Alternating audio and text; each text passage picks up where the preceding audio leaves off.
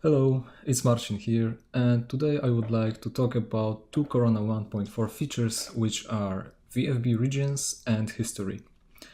Both of them are pretty self-explanatory, but I hope you will learn something new from this video and that it will be useful for you. Okay, so let's maybe start with region rendering. I have my scene prepared here, and now if I press render, you can see Corona VFB, and you can find this little region button here. So right now the whole image is rendering, so the whole area of the rendered image is progressively refining. But using this region tool, we can limit the area which is rendering to some specific area. Like this. So I have selected this part of this sofa here, and right now you can clearly see that only the area which is included in the selected region is rendering, is refining, and the rest is not rendering at all. It's just paused like this. So basically that's how it works. So as you can see, this feature can be used for quick previews and for refining small areas of the scene quickly. One thing that might not be so obvious is that you can have multiple regions in your rendering. So if we click this button again, we can add new regions in different places. And you can have as many regions as you wish. So you can just select new areas and they will be just refining. And of course you can remove individual regions by clicking on this small X icon, like this. And you can also clear all regions by holding your mouse on the region button and picking remove all. Okay, obviously region rendering also works with interactive rendering. So let's cancel our rendering and start an interactive session. And now I can use regions same way like with the regular offline rendering. And an interesting thing is that if I select some region and move the selection around, you can use it like a kind of sampling brush. So the area which you will hover with this rectangle will get refined faster than the rest of the image. So this might be pretty useful. So let's take a look at some real-life uses of region rendering. So I will just remove this and make my VFB a little bit smaller. And now let's open Material Editor. And let's say that we want to change the material of our sofa and the blue bottle, but we don't want the whole rendering to update. We want to save some time. So I will just select a small part right here and the bottle here. Now I can sample the materials from the sofa and change the color to, let's say, yeah, it can be brown. So let's just change this to brown color, and I will just increase diffuse level because it was set to 0.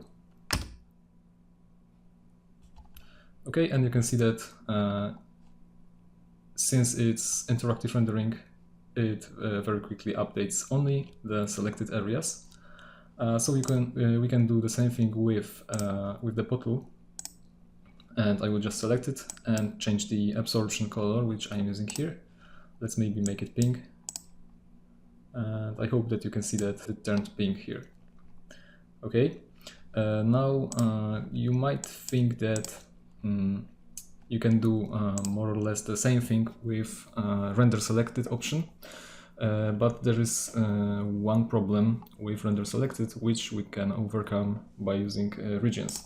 So let's remove them, and let's say that I want to render this bottle only, so I will just make this a bit bigger.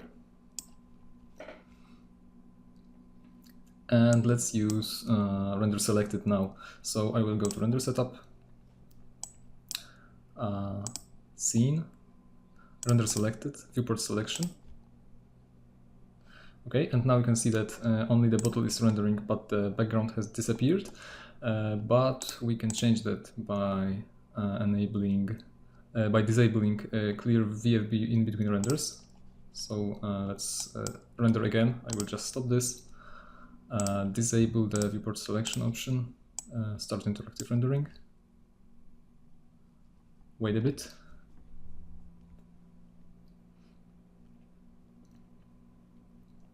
And now let's enable the viewport selection mode again,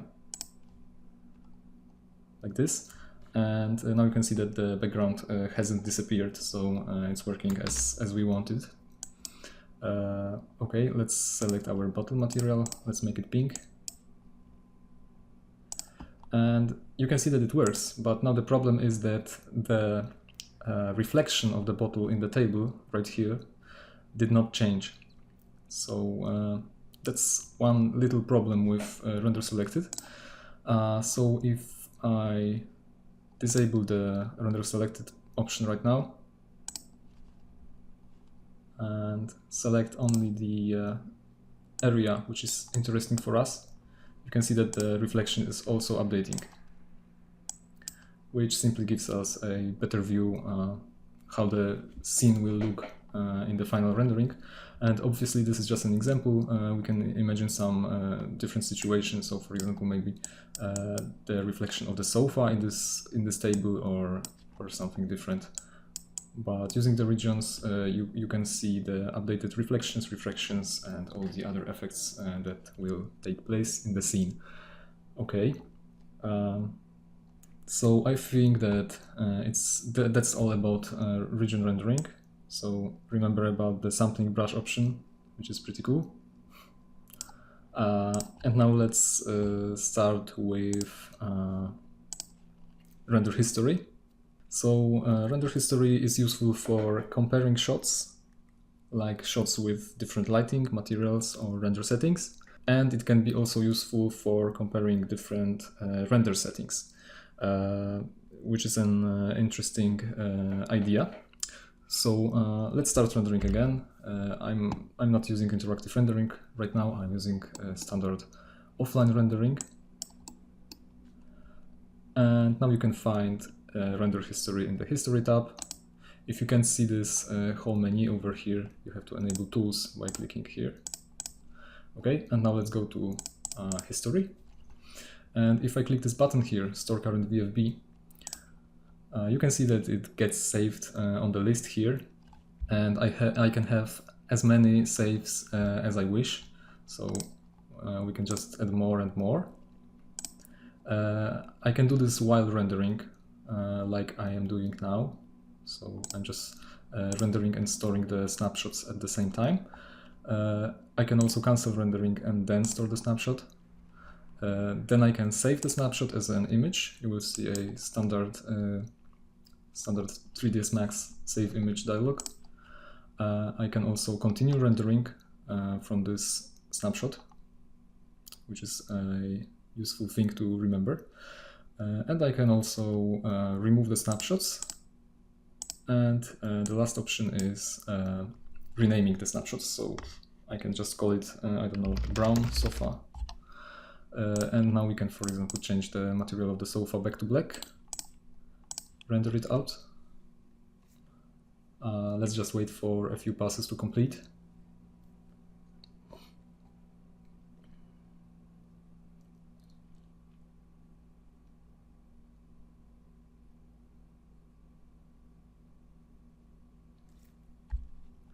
Then we can save the new snapshot. And now by clicking with the left mouse button on the first image, we are marking it as A. And by right clicking on any of the snapshots here, we are marking it as B. If we have more snapshots on the list, they will just, the one which we click on will be marked as either A or B. So let's mark one of the images as A and the other one as B. Let's change the names to black sofa. and we have white sofa, brown sofa over here. And right now we can use the slider, which appeared in the VFB, to compare the shots.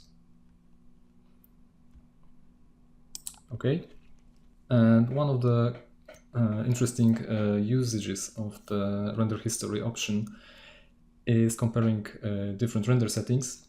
So let's clear our selection by just left clicking and right clicking again on them. Maybe let's remove them, and I will now region render this area.